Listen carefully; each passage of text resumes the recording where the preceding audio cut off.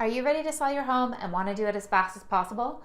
Well, today I've got you covered. We're going to talk about 15 things to get your home sold fast. Let's go.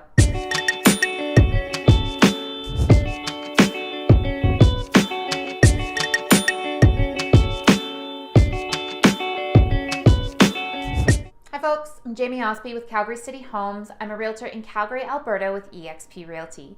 If this is your first time here, make sure to subscribe. I release new videos every Monday, chock full of information that's going to make you an empowered, knowledgeable real estate owner. Now, selling your house sucks. It's really, really hard and it can be super stressful.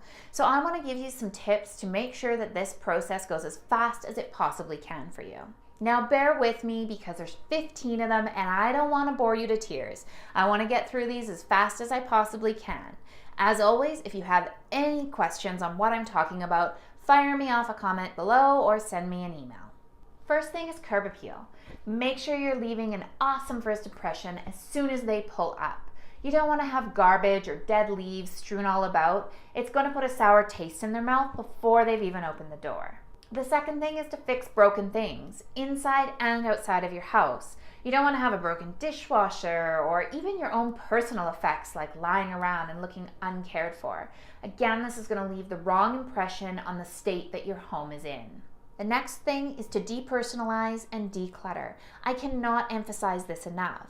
If they see photos of you all around the home, they're going to picture you living there, not themselves. And when you've got tons of clutter or knickknacks or things that are just strewn about, it makes the home feel smaller and more disorganized than it probably is. The next thing is to price competitively.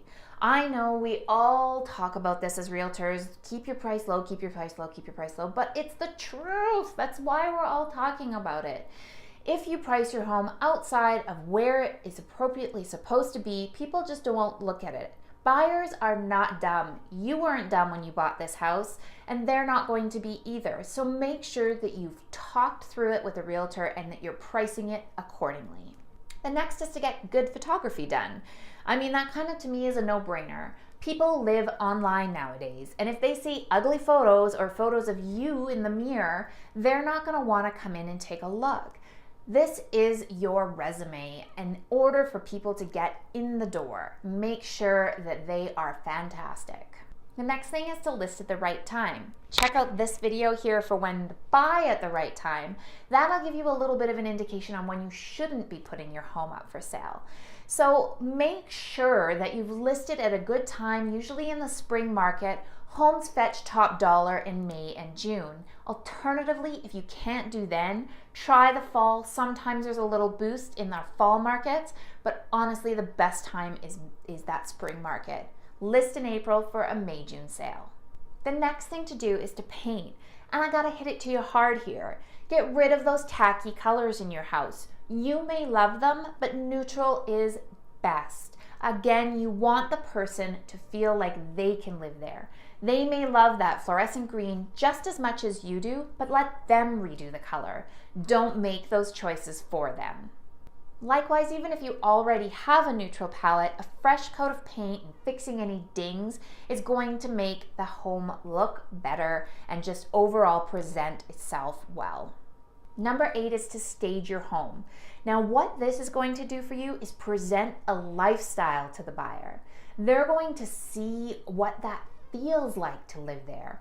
They're going to want to fall in love with that lifestyle. If it's a downtown urban condo and you've presented it that way, they're like, I want that life. If it's a suburb or family or a little bitty baby that wants to bring into it, they want that life. And if you're presenting it and presenting it beautifully, they're almost buying that lifestyle from you and not just the home.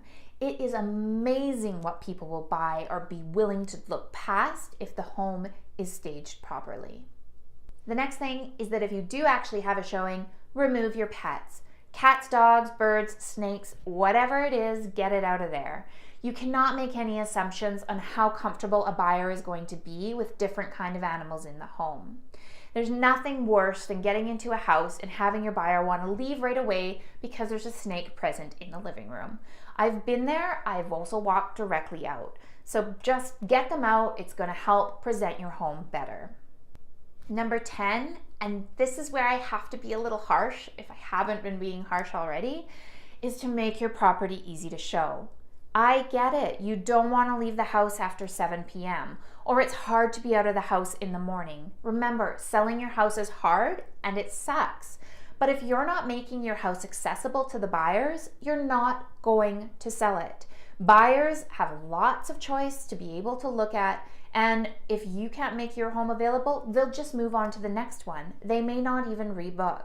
So try to accommodate all buyers at all inconvenient times and then make the home easy to show. And again, the easy to show goes back to the pets with not having a bulldog at the front door when they go to open it. The next thing is to think like a buyer. Try to remove the emotion from the situation. Walk through your home as if you were the buyer and try to point out the things that would turn you off. If you have a hard time doing this, maybe invite a friend over and have them give a third opinion. Number 12 is all about smell. No smell is the best smell, period. You don't want to try to mask something with a bunch of different perfumes, and you definitely don't want to have stinky garbage, 3-day-old, sitting there as well. Just make sure everything is neutral and try to do your best to keep it that way. The next one I want to talk about, and I don't really want to talk about it, is not getting greedy with your offers. I've seen too many times where people have walked away from the first offer only to not get another one. Make sure that you know what it is you're saying no to and that you're not getting greedy with the amount you're going to get for the home. Number 14 is providing floor plans on the MLS. Now this is something that I hear time and again from buyers is they couldn't quite understand how the home was laid out. If you've had professional floor plans done, they can quite easily take a look, imagine themselves walking through it, attribute what picture goes in which room, and really understand the layout. This will help determine them if they want to come in and view your home. The next and final tip is all about lighting. 2 things to it. 1, make sure all of the light bulbs in your house have been swapped out and are working. There is nothing worse than trying to view a room in the dark. And also make some minor updates to any outdated lights in the house. Lights can be cheap. You can get them from Walmart or IKEA, and it can really provide a quick and awesome update to a room. That's it, I'm all done. Use those 15 tips to get your home sold fast. Click down below in the show's notes. I've got a seller's guide for you, and as always, you're more than welcome to reach out and ask any questions. We'll see you next Monday.